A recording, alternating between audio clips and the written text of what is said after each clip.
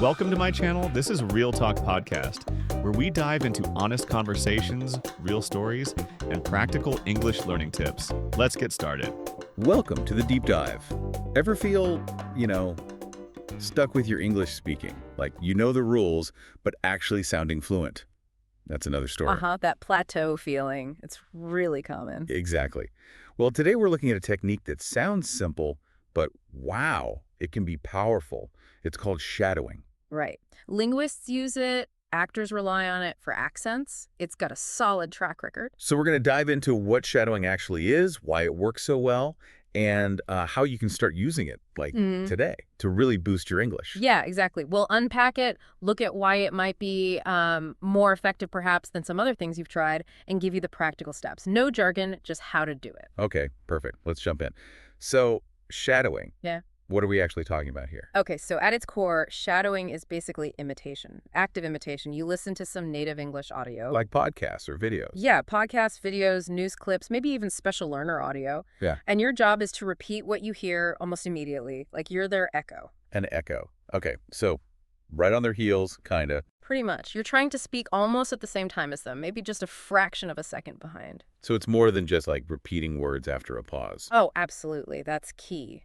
It's not about rote repetition. The real magic is trying to copy everything about how they sound. Everything. Like what specifically? Well, their rhythm, for starters. The stress patterns, the natural flow of the sentences. And their intonation, how their voice goes up and down, that carries so much meaning, right? Right. Emotion, questions. Exactly. And of course, the actual pronunciation. Getting the sounds right. You're aiming to capture the whole sound, the whole music of their speech. The music of the language. I like that. And you mentioned being like an echo, that immediate mirroring. How does that intense listening help? Well, because you're focusing so hard on listening in order to instantly reproduce it, Yeah. you become much more aware of all those little details. Things you might normally miss. Yeah, exactly. Nuances in pronunciation, the way words link together, things you might not consciously notice if you were just passively listening. Okay, and that awareness is huge for self-correction. You start hearing the difference between the speaker and yourself. Like, oh, I didn't quite get the sound right, or my rhythm was off there. Right, so you're kind of tuning your ear and your mouth simultaneously. Okay, it sounds really interesting, but why this method? What makes shadowing so effective compared to, say, just memorizing vocabulary or drilling grammar? Good question. It works because it tackles several things at once. One big factor is muscle memory, but for your ears and mouth working together. Muscle memory for sound. Sort of, yeah. You're training your mouth to produce the sounds and rhythms almost automatically as you hear them. It's like building faster pathways in your brain for speaking English. Huh, interesting. So less thinking, more doing. Less conscious effort in the moment. Eventually, yes. That's the goal. And that's a big reason it's so good for improving your accent. Right. Because you're constantly mimicking a native speaker. Precisely. You're paying super close attention to how they make sounds, maybe sounds that don't exist in your native language, and you're physically trying to replicate that. You're literally retraining your mouth muscles. Okay, embodying the sounds, as you said. What about fluency? Because that's the big one for many learners, right? That smooth, effortless speaking. Shadowing is brilliant for fluency because you're forced to keep up with the speaker's pace. Within reason, I guess. Yeah, you choose the right pace for you, but you're mimicking their flow, their pauses, how they connect words smoothly, and you start to internalize that natural rhythm. So you stop speaking word by word and start linking things. Exactly. It helps you develop that smoother, more connected style. It's like learning the steps of a dance, Yeah, I get that. Right. Now, it's focused on speaking, obviously, but does it help listening too? It feels like it must. It absolutely does. You have to concentrate so intensely to shadow properly. Right, you can't zone out. Not at all. You're processing the language much more actively and rapidly than usual, so your brain gets better at decoding spoken English quickly and accurately. It definitely sharpens your listening skills. Okay, and what about vocabulary? Could you actually pick up new words this way without, like, flashcards? You definitely can. It happens quite naturally, actually. When you're shadowing, you'll hear new words and phrases used in context. In a real sentence. Exactly. And because you're not just hearing them, but actively saying them immediately, they tend to stick better. It's learning by doing, really. Vocabulary in action. So, better pronunciation, smoother fluency, better listening, maybe even new words. It feels like all of that would lead to more confidence, right, when you actually need to talk to someone. That's a huge benefit. As you practice shadowing, you start to hear yourself sounding, well, better, more like the speakers you admire. And that builds confidence. You feel less hesitant, more willing to speak in real situations. And then speaking more leads to more improvement. It's a positive cycle. Okay, I'm sold. This sounds incredibly useful.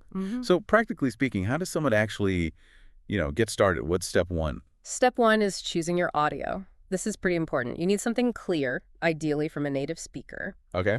and find a pace that works for you. Challenging, maybe, but not so fast. You just get lost immediately. And pick something you actually find interesting. That helps with motivation, I bet. Totally. If you're bored, you won't stick with it. So what kind of things work well? Podcasts? News? Yeah, podcasts are great, especially if you find hosts you like listening to. News reports can be good because they're often clearly spoken. Short scenes from movies or TV shows, TED Talks, lots of options. Just make sure the audio quality is decent. Good point. And should you try shadowing a whole hour-long podcast right away? Oh, definitely not. Start small, really small, maybe just a minute or two. Get the hang of the technique with a short clip first. Focus on quality over quantity initially. You can build up the length later as you get more comfortable. Think of it like reps in a workout. Short bursts, focus practice. Got it. So I've picked my 1-minute clip. What next? Next, if you can, find a transcript for that audio. The text of what's being said. Exactly. Yeah. And before you try shadowing, just listen to the audio while reading the transcript. Why do that first? It just primes your brain. You understand the content better. You can spot tricky words or phrases in advance. You notice the pronunciation. It's like scouting the trail before you hike it. Makes the actual shadowing smoother. Okay. Preparation. Makes sense. So, chosen the clip, read the transcript while listening. Now, the shadowing itself. Right. Now is the time. Put on headphones that helps focus. Play the clip again, and this time, speak along with it. Try to start speaking almost as soon as they do. Simultaneously, like the echo. Yep. As close as you can manage. Minimal delay. And what's the main thing to focus on when I'm doing that? Just getting the words out. Well, getting the words is part of it, but initially, really focus on mimicking the sound, the rhythm, the ups and downs, the intonation, the pronunciation of specific sounds. Okay, sound over perfect meaning at first. Yeah, especially at first. Try to match their flow, their musicality. Don't get too hung up if you miss a word here or there initially. Just try and stay with them like you're glued to their voice. This sounds like it takes serious concentration. How do I know if I'm actually doing it well? Or if I just think I am? Great question. The best way, record yourself. Ooh, okay. Hearing yourself recorded, that can be a bit cringeworthy sometimes. It can feel weird at first, definitely. But it's honestly one of the most valuable things you can do. Why is that? Because you get objective feedback. You listen back to your recording, maybe right after listening to the original speaker, and you can clearly hear the differences. I see. So you can compare directly. My intonation versus theirs. Exactly. Where your rhythm differs, which sounds you're not quite nailing, it highlights exactly what you need to work on. It's like having a coach, but, it's just you in the recording. Okay. A powerful tool for self-assessment. And how often should you be doing this? Is it an everyday thing? Consistency is really, really important. If you can manage 15 to 30 minutes most days, you'll see much better progress than doing like one long session a week. Little and often. Yep. Build it into your routine. That regular practice is what builds the muscle memory and makes the changes stick. Okay, that covers the basics of how to do it. Any extra tips, things to keep in mind to make it even more effective? Yeah, a few things. First, and this is crucial, start slowly. Don't try to match a super fast speaker on day one. Exactly. Prioritize accuracy over speed when you begin. It's much better to clearly pronounce the words and get the rhythm right at a slightly slower pace, maybe even using playback speed controls if your app has them, Oh, good, yeah. than to rush and stumble just to keep up. Get the foundation solid, then gradually increase the speed. Quality first. Got it. What else? Try focusing on just one thing at a time for a session. Why? Like, maybe today you really focus only on matching the intonation. Or maybe you pick one difficult sound, like the R or the T, and you really concentrate on nailing that sound every time it appears in your clip. Breaking it down, so you're not trying to perfect everything all at once. Right. It makes it feel less overwhelming and allows for more focused improvement. Okay. What if I mess up? Like, I completely miss a phrase or stumble. Do I just stop? No, don't worry. It's going to happen. Just, pause the audio briefly, maybe rewind a second or two and try that little bit again. Repetition helps. Definitely. Repeating those tricky spots helps solidify them. Don't get discouraged by mistakes. They're part of the process. And we mentioned choosing material you enjoy. Does the speaker's style matter much beyond clarity? Well, enjoyment is key for motivation, like we said. But yeah, listen for clarity. Some speakers are just naturally clearer than others, which can be easier when you're starting. And just be patient. Seriously, this isn't an overnight fix. It takes time. It takes time and consistent effort. You will improve, but don't expect miracles in a week. Yeah. Celebrate the small wins and just keep at it. Patience and persistence are vital. Okay. Now here's one I've heard. Sounds a bit odd, maybe. Shadowing while looking in a mirror. Is there anything to that?